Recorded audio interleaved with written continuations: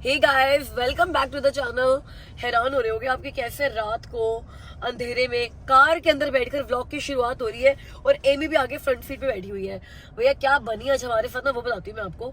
अभी आज शिवरात्रि का दिन है, हम लोग शाम का सत्संग अटेंड करके वॉन से वापस आ रहे हैं।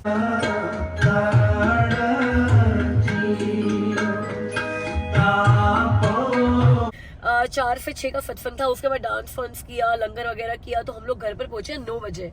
और घर आकर हमें अचानक से ज्ञात हुआ है कि हमारे पास हमारे मेन गेट की चाबी नहीं है। मेन गेट की वजह से हमारी 2 कीज हैं। आई नो हमने वो नंबर लॉक, वो जो डिजिटल लॉक होता है वो नहीं लगवा रखा। पता नहीं किस चीज की वेट कर रहे थे, आज रियलाइज हो रहा है क्यों नहीं लगवाया। क्योंकि 2 मेन गेट की कीज हैं। एक की थी अमित की कार की चाबी में, अमित के कार के कीरिंग में, और एक थी मेरे कार के कीरिंग में। अब अमित ने जब से हमारा नीचे कंस्ट्रक्शन का काम शुरू हुआ है ना, तो वो लोग अपने आप आते हैं, अपने टाइम से अपने आप जाते हैं। कई बार हम लोग घर पे होते हैं, कई बार नहीं होते, तो हमने एक की उनको दे रखी है, तो अमित ने अपनी की उनको दे दी। और आज हम गए वॉन अमित की कार पे, तो जो दूसरी की थी वो मेरी कार के कीरिंग में थी, और मेरी कार का कीरिंग घर के अंदर पड़ा हुआ है। कितना मुश्किल हो गया यार समझाना। मतलब अगर अभी भी आपको लग रहा है ना कि फिर what a big deal, garage खोलकर अंदर चले जाओ, तो वो भी ट्राई किया हमने। और उसके बाद अमित से इतनी डांट भी खाई है मैंने। गैराज खोला, लकीली अंदर वाला गेट जो गैराज से घर की एंट्री है वो भी ओपन है। मतलब पहले तो मुझे लग रहा था, पता चला वही लॉक हुआ तो फंस जाएंगे, वो ओपन था। बट उसके साथ साथ जो गैराज के गेट से लगता हुआ हमारा ब्रूम क्लोसेट का गेट था ना, वो भी ओपन था।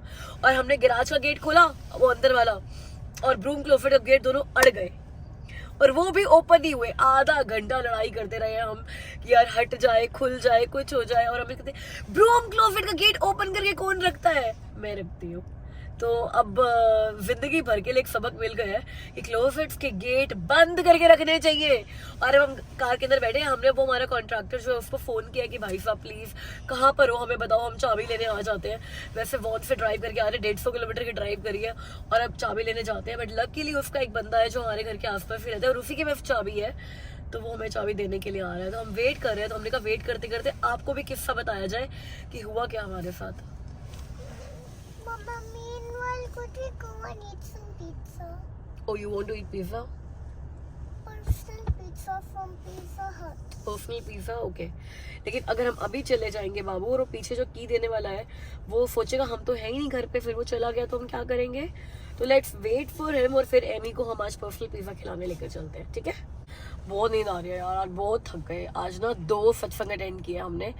एक सुबह का सत्संग अटेंड किया 3 से 5 का, वहां तो हम बाराती बनकर गए थे पूरे। मतलब 3 बजे का सत्संग था, हम विडबी से निकले 2 बजे, 7 लोगों की बारात। विभूति, अविनाश, पामिला, पंकज, एमी, अमित और मैं, और पूरा सज धज के। जैसे अभी सूट पहना हुआ है ना, ये सूट मैंने जो हमारे हाउस टूर वाले दिन पहना था, दिवाली वाले दिन पहना था, नहीं हाउस टूर वाले दिन नहीं, दिवाली वाले दिन पहना था। तो दिवाली वाला सूट जो है मैंने आज पहना। ऐसी जो करवा चौथ पे सूट पहना था ना मैंने, वो आज मैं सुबह पहन कर गई हूँ। बिकॉज संगीता जी ने बोला था भाई शादी है हमारे घर में शिव जी की, बाराती बनकर सज धज कर आना जैसे किसी शादी पर जाओगे। तो वैसे हम लोग सारे तैयार होकर गए थे, और मैं लाइव भी आई थी इंस्टाग्राम पे। हमने डांस किया बहुत, जैसे शादी में डांस करते हैं। तो मैं 2-3 बार लाइव आई थी, आप में से काफी सारे लोगों ने मुझे ज्वाइन भी किया था। हम सारे रेडी हो चुके हैं शिवरात्रि सेलिब्रेट करने के लिए। जिन लोगों को नहीं पता कि शिवरात्रि क्यों सेलिब्रेट करते हैं, तो शिव जी भगवान जो है ना, उनकी आज मैरिज एनिवर्सरी है, उनकी शादी हुई थी शिवरात्रि वाले दिन। तो जो शिव जी को मानने वाले लोग हैं, जो हिंदू धर्म के लोग हैं, वो शिवरात्रि को ऐसे मनाते हैं जैसे ना, मतलब मैरिज एनिवर्सरी आप मनाते हो या शादी मनाते हो।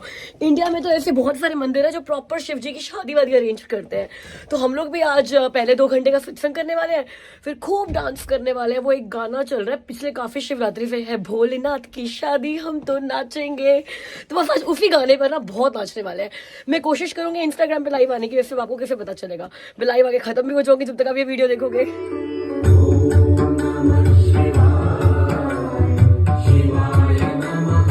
ओ भाई फाइनली बंदा आ गया चाबी देने के लिए।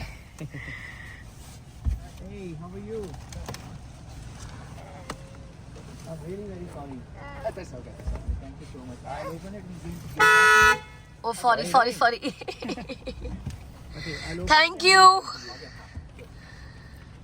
Thank you so much. Are you ready for the pizza? चाबी मिल गई है, चले पिज्जा खाने। चलो भाई चलते हैं। Wait! I'm not in my car seat! या गो बैक। भागो चलो भाई चलो। बकल अप करो। बकल अप करो। So guys, पिज्जा हट पे पहुंच गए हैं हम. Let me just order the pizza here. You know why we love Pizza Hut pizza? Pizza Hut का एक पर्सनल पिज्जा आता है, वो एमी का फेवरेट है. और पर्सनल पिज्जा है ना, और किसी पिज्जा शॉप पे नहीं मिलता. That's why whenever Amy has to eat, we come to Pizza Hut. See their slogan, Pizza is art, and it is actually an art. इतने सारे पिज्जा हमने ट्राई करे हैं, but Pizza Hut का pizza is best. So got the personal pizza for Amy. Amy, are you gonna share it with us? It's personal. Oh, then what? You can share it with your dad. Personal mean for ourselves. Okay, okay. चलो, enjoy your pizza. Okay? मम्मा से पूछ लो, मम्मा को खाना है तो. नहीं, किसी के साथ शेयर नहीं करना. चलो ठीक है. Enjoy. Oh, madam got her personal pizza. Amy, thank you बोला है अपने पापा को? Thank you. हाँ, थैंक यू बोला है. Thank you, Papa. पापा से शेयर कर लो ना, वो थैंक यू होता है. वो नहीं करेगी ये. एमी ने एक बार पहले भी व्लॉग में बताया था कि I never share my personal pizza, है ना Amy? Personal pizza store for myself. You, आप अपने लिए buy कर लेते हैं. हाँ, आप अपने लिए बाय कर लेते भाई. ऐसे नहीं कह सकते कि एमी शेयर नहीं करती है पिज्जा आपके साथ. देखो खा रहे हो आप. ये दिया साइडो वाला. कुछ तो शेयर तो कर ही रही है ना, चाहे जो भी शेयर कर रही है. Thank you Amy. आज मैं शिल्पा को कराने वाला हूँ रॉयल डिनर. याद है आपको लजानिया हम लेकर आए थे? ये देखो, ये वाला. कहाँ से उठाया था? नो फ्रिल्स से. नो फ्रिल्स उठाया था. तो कल चलेगी शिल्पा तो अपना पार्टी में. अब मुझे बोली कि आप एक काम करो, आप रॉयल डिनर करो, लजानिया पड़ा, लजानिया बना के खाओ. कल हमने एक खाया था. मतलब क्या बोलूं मैं, मेरे से तो बोलने का मन नहीं कर रहा मेरे को. बट शिल्पा मुझे बोली कि यार आपको तो इतना बढ़िया खाना खाने को मिला, आज मैं शिल्पा को खिलाऊंगा ये. खाओ और बताओ. यार मैं ये चीज़ पहली बार खा रही हूँ लाइफ में, तो मुझे पता ही नहीं कंपेयर किससे करना है. तो अच्छा लग रहा है. ऐसा ही टेस्ट होता होगा. इट इज एक्चुअली खा रहे थे रेस्टोरेंट से ऑर्डर कर करके, मैंने तो कभी नहीं किया, तो मुझे पता नहीं है एक्चुअल टेस्ट क्या है. आई कैन ईट, ऐसा नहीं आई कैन नॉट. ठीक है चलो, बहुत सारा पड़ा है शिल्पा तुम्हारे लिए, सारा फिनिश करना है आपने. गाइस आपको बताया था ना, ट्यूसडे को हम लोग सिटीजनशिप की ओथ ले रहे हैं, इसी कमिंग ट्यूसडे. और हमें ईमेल भी आ गई है. और हमें ईमेल भी आ गया, तो वी आर ऑल सेट. अब ये सारी जर्नी में एग्जैक्टली 5 साल से 3-4 महीने कम लगे, बिकॉज हम लोग जून में आए थे कनाडा 2018 जून में, और अब 2023 फरवरी में हम लोग ओथ ले रहे हैं. तो 4 साल और कुछ महीने. 2 डिले हमारी तरफ से भी बहुत था, हमने अप्लाई बहुत लेट किया था. तो किसी ने मुझसे पूछा कि शिल्पा तुम्हें काइंड ऑफ 5 साल हो गए हैं कनाडा में, तो 5 साल में जब तुम as a new immigrant land हुए थे, उस दिन से लेकर आज तक कनाडा कितना चेंज हुआ है. और मुझे लगा wow, it's a nice topic for the video. तो वीडियो में बात डिस्कस की जा सकती है. तो आज अमित और मैंने ना इस बारे में बहुत डिस्कशन करी कि जब हम कनाडा में आए थे पहली बार, तब से लेकर अब तक कनाडा में क्या चेंज हुआ है. अमित का पहला रिस्पॉन्स पता है क्या था? कुछ भी नहीं. अमित कहते कुछ भी नहीं बदला. मैं कहा 5 साल में एक कंट्री में कुछ भी नहीं बदला, आप ये कैसे कह सकते हो? मतलब मैं ये कहूंगा कि इंफ्रास्ट्रक्चर के मामले में कुछ नहीं बदला, बट फिर उसके बाद हमने डिस्कस किया there are so many other things as well जिसमें एक्चुअल में चेंजेस आए हैं, एंड वी जस्ट थॉट कि चलो आपके साथ भी शेयर करते हैं वो चेंजेस. तो हमने ना कैटेगरीज बनाई कि अमित बताओ कि इस टॉपिक पे आप क्या बोलोगे, इस टॉपिक पे आप क्या बोलोगे, इस टॉपिक पे क्या बोलोगे. तो सबसे पहले मैंने अमित को बोला कि इंफ्रास्ट्रक्चर की बात करो. अब इंफ्रास्ट्रक्चर की बात करें तो आप रोड्स की बात करो, हाईवेज की बात करो, कोई बड़े बड़े इंफ्रास्ट्रक्चर प्रोजेक्ट्स की बात करो. तो हमने कोई बहुत ज्यादा अनाउंसमेंट्स, कोई बड़ी अनाउंसमेंट कुछ ऐसे सुनी नहीं है. टू बी ट्रू, जब मैं आई थी तो मेरा ऑफिस वॉन में था, एक हाईवे बन रहा था. मैंने वो ऑफिस 3 साल के बाद छोड़ा, वो हाईवे बन ही रहा था. अब शायद वो रेडी हो गया है. जब हमें इन्वाइट आया था तो एक बार में ना एक राउंड ऑफ इनविटेशन में 1500 इनवाइट्स आते थे, और हमें आने में 1-1.5 साल, 18 महीने 2 साल लग गए. और जब तक हम लोग यहाँ पर आए तो इनवाइट्स 3000 हो गए, 45 हो गए. अब तो ऐसा भी है कि 7-7, 8-8 हजार इनवाइट्स आते हैं. तो मतलब मैं बोलूंगी नंबर ऑफ इमिग्रेंट्स बहुत ज्यादा बढ़ गए हैं पिछले 5 साल में. रोड्स के ऊपर ट्रैफिक है ना, वो 5 साल में बहुत ज्यादा बढ़ गए हैं. हाईवेज पे ट्रैफिक जैम बहुत ज्यादा बढ़ गया है. उस वजह से पता है क्या हुआ, न्यू इमिग्रेंट्स इतने सारे आने की वजह से मैं बोलूंगी कि इनफैक्ट अब जो ओंटारियो है ना, वो भी एक्सपैंड होता जा रहा है। जब हम लोग आए ये थे बात है। तो घर के लिए ब्रैम्पटन ऑप्शन होता था, ओकविल ऑप्शन होता था, मिल्टन ऑप्शन होता था, मिसिसागा ऑप्शन होता था, मतलब सारे लोग वॉन, वुडब्रिज इन्हीं के आसपास देखते थे, टोरंटो के आसपास सारे देखते टोरंटो थे। GTA में ही सारा रहना पसंद करते अब थे। ये जो एरिया इतने महंगे हो गए हैं, इतने ओवर पॉपुलेटेड हो गए हैं, इतने सैचुरेटेड हो गए हैं कि अब न्यू इमिग्रेंट्स इन चीजों को सोचते भी नहीं है, वो कहाँ घर देखते हैं। अब लोग जाने लग गए हैं, देखो अब वेस्ट में जा रहे हैं, कैम्ब्रिज है, वॉटरलू है, बहुत पॉपुलेटेड हो चुका है। किचनर है। ईस्ट में आने लग गए हैं, यहाँ विटबी, ओशवा, पिकरिंग, ये भी बहुत ज्यादा पॉपुलेटेड होते तो जा रहे हम हैं। जब आए थे 5 साल में हमने ये देखा है बहुत सारे लाइक जो सबब्स थे उनकी एक्सपेंशन बहुत ज्यादा हुई है। अब लंदन भी लोग पहुंच गए, लंदन इज आफ्टर किचनर, वहां पे भी लोग पहुंच गए, वहां पे भी पेरिस नहीं में मिलता भी, इतने का। पेरिस भी एक सिटी है कनाडा में, Paris पता is है also आपको, city. ओंटारियो में ही। तो जब हम लोग आए थे तो किचनर में 4 लाख का डिटैच डबल डोर गैराज इतना बड़ा घर मिल रहा था, और हमने ब्रैम्पटन में बंगलो लिया था 6 लाख कुछ का, 6,30,000 का हमें मिला था उस टाइम पर, कि हमें किचनर नहीं जाना जी, वो तो पता नहीं कौन सी जैसे दुनिया ही और हो गई, बहुत दूर हो गया। और अब किचनर में वही घर जो हमें 4 लाख में मिल रहा था 5 साल में, वो शायद अब मिलियन में भी नहीं मिलेगा। चाहे हाउसिंग मार्केट बहुत ज्यादा स्टेबल हो गई है, प्राइसेस ड्रॉप हो गए उसके बाद भी, बट वो 5 साल पहले वाले रेट नहीं पहुंचे हैं। जब हम आए थे तब से लेकर अब तक की हाउसिंग मार्केट बहुत अलग है, बहुत अलग है। मतलब ये 2020 के रेट के आसपास पहुंच चुके हैं। देखो अगर वैसे 6-7 महीने में करेक्शन नहीं आई तो फिर और उस रेट पे भी पहुंच जाएंगे। हमने ना अभी एक घर की ना हिस्ट्री देखी। पहले कनाडा में घरों के रेट्स इतने ज्यादा नहीं बढ़ते थे। एक घर था 2003 में सेल हुआ था 700,000 का, 2010 में हमारे किसी नोन ने वो घर लिया 1 मिलियन का, और आज उस घर की कीमत है 4 मिलियन। सोचो 2003 से 2010 7 साल में वो घर की वैल्यू सिर्फ 3 लाख बढ़ी, और 2010 से 2023 13 साल में उस घर की वैल्यू 6 लाख बढ़ जानी चाहिए होती, 8 लाख बढ़ जानी चाहिए थी, मिलियन बढ़ जाती कि मिलियन से 2 मिलियन का हो जाता, बट वो घर आज मार्केट स्टेबल होने के बाद वो घर 4 मिलियन का है। तो ये है कि कनाडा, जब हम लोग आए थे तो कनाडा में प्रॉपर्टी मार्केट में इतना ज्यादा यूं नहीं था कि इन्फ्लेशन इतना ज्यादा है, रेट फिर भी ठीक ठाक थे कि हमारे को यार 6 लाख कुछ में डिटैच प्रॉपर्टी मिल गई थी ब्रैम्पटन में। आज नहीं मिली। we came at the We right came time। at the right time। हमारा अमित और मेरा, मैं कहूंगी इस पे लक भी बहुत चला कि हम बहुत अच्छे टाइम पर कनाडा में आए थे, जब प्रॉपर्टी स्टिल अफोर्डेबल थी। आप डिटैच प्रॉपर्टी 6 लाख की रेंज में ब्रैम्पटन में ले सकते थे। आज आप नहीं सोच सकते हो इस बारे में, क्या पता आगे हाउसिंग मार्केट का ना सबको पता है। Let's talk about jobs. Jobs की बात करते हैं। जब हम लोग आए थे कनाडा में, मैं 5 साल पहले की बता रही हूँ, मेरे को लगता है आज जो जॉब्स की लिस्टिंग्स है अवेलेबल इंडीड पे, लिंक्डइन पर, जितनी ज्यादा जॉब्स आज अवेलेबल है उस टाइम पर इतनी जॉब्स अवेलेबल नहीं थी। मैं अमित को बोलती थी, अमित हमें ना रोज जॉब्स अप्लाई करनी है, हमें रोज जॉब्स अप्लाई करनी है, और हमें 15-20 मिनट में ना खाली हो जाता है। आप जॉब के लिए अप्लाई कर रहे हो? कहते जितनी नई जॉब्स आई है ना मैंने अब सारी अप्लाई कर दी है, and that was the reality. रोज या 5-7-10 HR की जॉब्स पोस्ट हो जाती थी। अब हम HR की जॉब्स के बारे में बता सकते हैं, लेकिन आज मैं कहूंगी मेरे को रोज इंडीड से, दो I am not active job seeker right now, लेकिन वो इंडीड में अपनी ईमेल डाल देते हो ना, आपको भेजते रहते हैं। मुझे रोज कम से कम 20-25 वो ईमेल्स आ जाते हैं जॉब्स के, जो जॉब्स मेरे लेवल की है। मेरा को 5 साल का एक्सपीरियंस हो गया कनाडा में, राइट?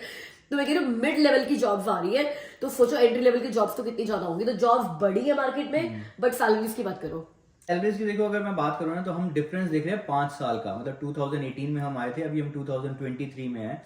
तो इन 5 सालों में मेरे ख्याल से जो एंट्री लेवल जॉब्स होती थी जैसे HR की 45,000 50,000 के आसपास ऑफर करते थे, आज मेरे ख्याल से 50 या 55 ऑफर कर देते होंगे। तो इतना ही डिफरेंस आया। बट 5 साल में सिर्फ 5,000 सैलरी बढ़ना साल की, यार उसका रीजन ये भी है ना कि कनाडा में पिछले 25 साल से इन्फ्लेशन स्टेबल था। 2% के ऊपर इन्फ्लेशन होता था कनाडा में। बैंक ऑफ कनाडा की वेबसाइट पे जाओ, वहां लिखा हुआ है कि 25 साल से कनाडा में इन्फ्लेशन हमने 2% में मेंटेन किया हुआ है। कनेडियंस को इन्फ्लेशन इतना पिंच नहीं करता क्योंकि 2% इंक्रीज, इसीलिए यहाँ पे कंपनीज में ना जो साल का इंक्रीज मिलता है। वैसे तो ना जब मैं यहाँ पर कनाडा में आई थी तो मुझे मेरी फर्स्ट कंपनी ने ये बोला था कि यहाँ पर हर साल सैलरी नहीं बढ़ती होती, या 2 साल में एक बार सैलरी बढ़ती होती है 2%। And I got the shock of my life. जो दुबई में अपनी सैलरी 3 साल में डबल कर ली थी मैंने। तो आई वाज लाइक यार 2 साल में 2%, but that is the major reality of most of the Canadian companies, क्योंकि यहाँ पे इन्फ्लेशन नहीं था, मतलब 2% साल का इन्फ्लेशन था। तो कंपनीज भी हर साल 2% सैलरी बढ़ाती थी, या 2 साल के बाद 2 या 5% सैलरी बढ़ाती थी। तो इसीलिए हम अगर वो कैलकुलेट करें तो 45,000 की सैलरी 5 साल में 2% इन्फ्लेशन के हिसाब से यार 50,000 की पहुंचेगी। बट ये रियलिटी अब नहीं है, राइट? ये इन्फ्लेशन इस टाइम 7 to 8% है। हाँ, तो मैं ये बात बोलूंगी, जब हम कनाडा में आए थे तो उस टाइम जो हम यूटिलिटीज का बिल पे करते थे, हम ग्रोसरी का बिल पे करते थे, हम शॉपिंग का बिल पे करते थे, जो हम खर्चे अदर देन मोर्गेज या फिर ये सारी चीजों की मैं बात करूं, बाकी और खर्चे थे, उसके हिसाब से इन 5 सालों में वो खर्चे बहुत ज्यादा बढ़ गए हैं, बहुत ज्यादा बढ़ गए हैं। और ये सारे के सारे खर्चे पिछले 1-1.5 साल में बढ़े हैं because of the excessive inflation. दो हमें इन्फ्लेशन थोड़ा सा कम पिंच कर रहा है, उसका रीज़न ये है कि हम दोनों ने अपनी जैसे जॉब्स भी चेंज करी, इसके बाद मैंने तो अपना करियर भी चेंज कर लिया। तो इसके इन 5 सालों में ना हमने अपनी इनकम को भी इंक्रीज किया है। So that may be the reason जो इन्फ्लेशन इतना ज़्यादा बढ़ रहा है, तो हमें इतना ज़्यादा फर्क नहीं पड़ रहा। बट हाँ, डेफिनेटली जो न्यू इमिग्रेंट्स आते हैं या फिर वो लोग जो अपनी उसी जॉब में हैं और उनको इंक्रीमेंट अभी भी वही 1% 2% मिल रहा है, उनके लिए डेफिनेटली उनको बड़ा हिट लगा होगा। अभी हर चीज महंगी हो गई है, ग्रोसरी लेने जाओ आपको पता चलता है, मतलब एक एक चीज देखकर आपको पता चलता है बहुत महंगा कितना फर्क पड़ गया है। And this is a major reason, लोग जो कनाडा छोड़कर जा रहे हैं ना, अब कनाडा अफोर्डेबल नहीं रहा, ये ज्यादा मेन रीजन है कि लोग इतना कनाडा छोड़कर जा रहे हैं कि भाई जो खर्च जिस सैलरी में 5 साल पहले खर्चा हो जाता था ना, मैनेज सब कुछ हो जाता था, आज वो मैनेज नहीं हो पा रहा। आज अब मैं हंस रही थी कि हमें घर मेंटेन करने से ना बहुत सस्ता है, ये जिस घर में हम रह रहे हैं ना, इस घर का रेंट होना चाहिए, वो इसकी मॉर्गेज से भी शायद कम होगा। तो मैं तो कहती थी कि ना, हम अपने घर में ना बहुत महंगे रह रहे हैं, हमें ना रेंट पे रहना चाहिए था कहीं पे, कि सिर्फ रेंट देते हो खत्म हो गया। इसी घर में काश हमें कोई इसी घर में रेंट पे रख लेता, ये घर किसी और का होता तो हम रेंट पे रह रहे होते, तो हम कम पे कर रहे होते एज कम्पेयर टू अभी जो प्रॉपर्टी ओनर्स है, जो मॉर्गेज इतनी बढ़ चुकी है वो पे करनी है, प्रॉपर्टी इंश्योरेंस पे करना है, जो प्रॉपर्टी टैक्सेस पे करने होते हैं और यूटिलिटीज पे करनी है, उन सबको मिलाकर जो घर की कॉस्ट पड़ रही है ना, ऐसा लग रहा है कि यार कहीं रेंट पे ऐसे ही घर में रहना बहुत बहुत बहुत सस्ता होता है। आप लोग अगर सोच रहे हो ना कि हाँ अगर अपना घर है तो उसमें प्रिंसिपल भी है, इंटरेस्ट भी है, हम सिर्फ इंटरेस्ट की बात करें, आजकल इंटरेस्ट इतना ज्यादा हो चुका है। तो 5 साल में मेजर चेंजेस, कुछ कंट्री वाइज मेजर चेंजेस नहीं आए कि कंट्री ने कुछ बहुत बड़ी तरक्की कर ली हो, कंट्री ने कुछ ऐसा कर लिया हो, ऐसा कुछ मेरे हिसाब से, मतलब मैं अगर बर्ड व्यू देखूं तो ऐसा कुछ नहीं हुआ। हो सकता है अंदर ही अंदर ट्रूडो बहुत सारे प्लान्स बना रहा हो लेकिन हाँ, मैं बोलूंगी इन्फ्लेशन बहुत बढ़ गए हैं, जॉब्स भी मार्केट में बढ़ी है, सैलरीज भी मार्केट में बढ़ी है, but not on that satisfactory scale पे। और हाउसिंग मार्केट बहुत शूट अप करी है जब हम आए थे, उससे लेकर अब तक, चाहे स्टेबल हो गया चाहे कुछ भी हो गया है। मॉर्गेजेस हमने वो टाइम भी देखा था जब हम आए थे तो 3% मॉर्गेज थी, 3% लास्ट ईयर मतलब हमने पहली मॉर्गेज हाँ, हमने 3% पहली कराई थी, बट लास्ट ईयर मैंने अपने एक क्लाइंट को 1.2% हमने वीडियो भी बनाई थी उस टाइम पर, और 3% से मॉर्गेज पिछले 5 साल में 6.7% है आज वेरिएबल रेट। 3% से 1.2% पे पहुंचकर 6.7 पे हो गई है। तो मॉर्गेज में हमने बहुत चेंजेस देख लिए कनाडा में पिछले 5 साल में। तो ये और लोग बहुत आए हैं और नए नए एरियाज, अब लोग, देसी कम्युनिटी भी वहां पहुंच गई है, जो भी न्यू इमिग्रेंट्स पहुंच गए हैं, तो ये मेजर चेंजेस आए हैं। वैसे अच्छी बात भी है जब ओंटारियो एक्सपेंड हो रहा है, लोगों का रहने का जो एरिया वो एक्सपेंड हो रहा है, तो नए एरियाज एक्सप्लोर कर रहे हैं, तो उनको एक्चुअली में जगह की, वो ठीक है ना, जो सप्लाई जो है थोड़ा सा उसमें फर्क जरूर पड़ेगा, और आई थिंक इसी वजह से घरों के रेट थोड़े डाउन भी जा रहे हैं आजकल। तो गाइस, आपको क्या लगता है पिछले 5 सालों में कनाडा में क्या मेजर चेंजेस आए हैं? आप मुझे कमेंट्स में जरूर बताना। चलो अगर आप 5 साल कनाडा में आपको नहीं हुए, 10 साल हुए तो 10 साल करा दो, 2 साल हुए तो 2 साल करा दो, बट मुझे कमेंट में ये जरूर बताओ कि आपको क्या लगता है कनाडा में पिछले, जब से आप कनाडा में आए हो तब से लेकर अब तक में क्या मेजर चेंजेस आए हैं। गाइस, और अब जाते जाते क्विक बर्थडे शाउट आउट, मगर उससे पहले प्लीज वीडियो को लाइक कर दो, चैनल को सब्सक्राइब कर दो अगर आपने अभी तक नहीं किया है तो कल 19 फरवरी को बर्थडे है, या तो अथर्व श्रीवास का ही बर्थडे है या अथर्व श्रीवास के बेटे का बर्थडे, बिकॉज चैनल का नेम है, उनका यूट्यूब नेम है अथर्व श्रीवास, और उन्होंने बोला कि शिल्पा मेरे बेटे को बर्थडे विश करना मत भूलना, जो कनाडा में आया पढ़ाई करने के लिए, मगर अपने बेटे का नाम नहीं बताया। तो अथर्व नाम है उनकी प्रोफाइल का, आई एम जस्ट थिंकिंग कि बेटे का नाम ही अथर्व होगा, तो अथर्व या अथर्व के बेटे को wish a very very very happy birthday.